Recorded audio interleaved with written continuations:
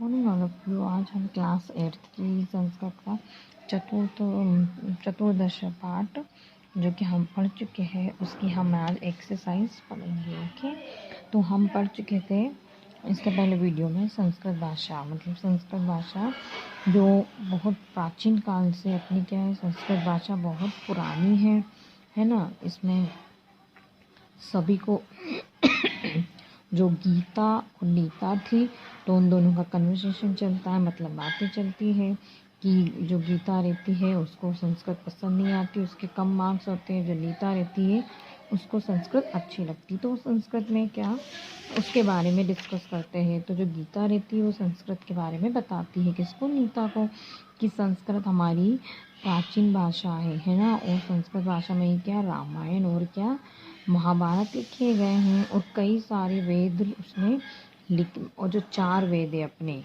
जो यजुर्वेद है ना, ऋग्वेद, सामवेद, अथर्ववेद, ये 4 वेद संस्कृत भाषा में ही लिखे गए हैं। और संस्कृत भाषा में जो कवि थे बड़े बड़े कालिदास और ये उनके द्वारा रचित बहुत सारे काव्य भी क्या हुए, लिखे गए हैं, है ना। और संस्कृत भाषा में ही जो बड़े बड़े जीवन मतलब बीमा जो करवाते हैं उसमें संस्कृत भाषा में ही बड़े बड़े अक्षरों में बहुत सारी चीज़ें लिखी रहती हैं। तो संस्कृत भाषा हमारी क्या है, भारत की बहुत प्राचीन भाषा है ना। और इसी भाषा में क्या ज्ञान और विज्ञान का खजाना सुरक्षित रहता है। ओके बच्चों, तो ये पढ़ चुके थे हम। अब हम इसकी एक्सरसाइज पढ़ेंगे। तो एक्सरसाइज में क्या है, प्रश्नानि उत्तराणि एक पदे लिखे, मतलब 1 वर्ड आंसर अपन को लिखना है। तो 1 वर्ड आंसर में पहला है संस्कृत भाषा कीदृश भाषा अस्ति। तो संस्कृत भाषा कैसी भाषा है, सरला मतलब सरल। के वेदः कति सन्ति, वेद कितने हैं 4। केन रामायणम रचितम अस्ति, तो रामायण किसने रची है, महर्षिणा वाल्मीकिना, महर्षि वाल्मीकि ने। ओके बच्चों, बोलते हैं केन महाभारतम रचित मस्ती, मतलब महाभारत किसने रचा है, तो किसने रचा है, वेद व्यास ने। किसने, वेद व्यास ने। संस्कृत से सूक्ते केन रूपेण स्वीकृता सन्ति, जो संस्कृत सूक्तियाँ हैं वो किसके रूप में स्वीकार की गई है, तो ध्येय वाक्य रूपे, तो किसके रूप में स्वीकार की है, ध्येय है ना, ध्येय वाक्य के जो सूक्तियाँ हैं वो ध्येय वाक्य के रूप में स्वीकार की गई है। ओके बच्चों, अब इसके बाद क्वेश्चन नंबर 2 आता है, पूर्ण वाक्य उत्तरत लिखित, मतलब अपन को क्या करना है, सेंटेंस वाले क्वेश्चन आंसर लिखना है। ओके, तो हमारा फर्स्ट क्या है फर्स्ट है हमारा संस्कृत भाषा कासाम जननी अस्ति, संस्कृत भाषा किसकी जननी है, तो संस्कृत भाषा भारतीय ना बहुना भाषाणाम जननी अस्ति, तो संस्कृत भाषा भारतीयों की है ना, बहुत सारे भारतीयों की क्या है, जननी है। सेकेंड है कस्या जननी पुत्री संबंध वर्तते, है ना। कस्या जननी मतलब किसकी जननी पुत्र संबंध को दर्शाता है, तो संस्कृत भाषाया हिंदी भाषाया च परस्पर जननी पुत्र संबंध वर्तते। संस्कृत भाषा किसके उसमें है, हिंदी भाषा और संस्कृत भाषा परस्पर क्या है, जननी और पुत्र के संबंध को दर्शाता है। संस्कृतस्य वाङ्मयं के समृद्धिमस्ति, तो संस्कृत जो है साहित्य वाङ्मय मतलब साहित्य पुराणों में कैसे समृद्ध है, तो कैसे, संस्कृत भाषा वाङ्मयं वेदे पुराणे नीतिशास्त्र चिकित्सा शास्त्र दिवीक्ष समृद्धमस्ति, तो जो साहित्य वेद है पुराणों में, नीति शास्त्र में, चिकित्सा में आदि में क्या है, समृद्ध है। ओके, फोर्थ है भारत सर्वकारस्य राजचिह्ने किम लिखितम अस्ति, तो भारत का जो है, भारत का जो चिन्ह है ना, तो वह उसमें क्या लिखा गया है, तो भारत सर्वकारस्य राज चिन्ह सत्यमेव जयते लिखितम अस्ति, तो जो भारत का जो राज चिन्ह है उसमें क्या लिखा गया है, सत्यमेव जयते। ओके, जीवन बीमानी निगमस्य ध्येय वाक्यम किम अस्ति,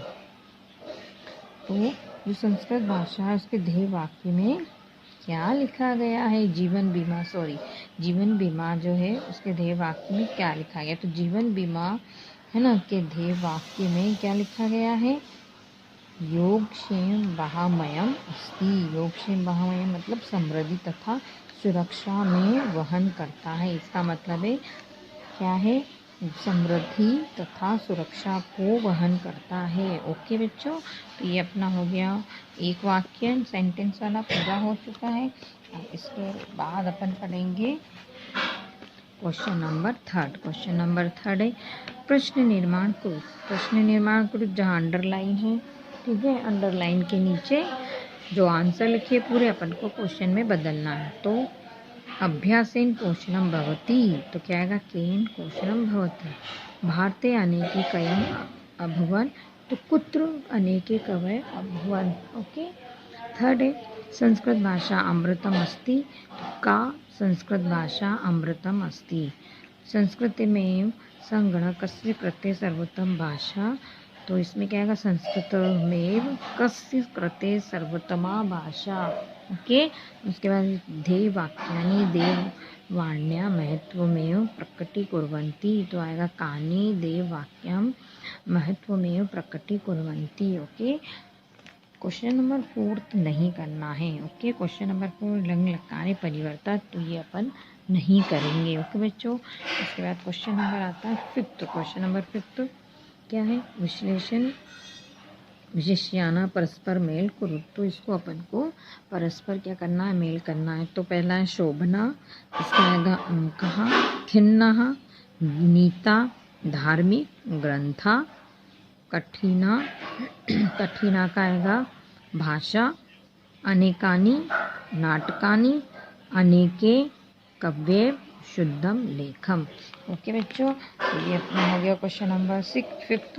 क्वेश्चन नंबर 6 है। क्वेश्चन नंबर 6 में क्या करना है, कोष्टक दत्तस्य शब्दस्य उचित रूपक रिक्तस्थान लिखित। तो कोष्टक में जो दिए हुए हैं उसके अपन को सही सही शब्द क्या करना है, नोट करना है, लिखना है। ओके बच्चों, तो अपन लिखेंगे जिस इसमें अस्मद लिखा है, ठीक है।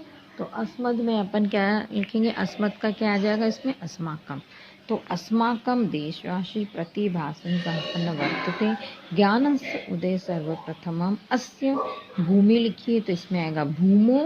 ओके, भूमो एव अभवत्।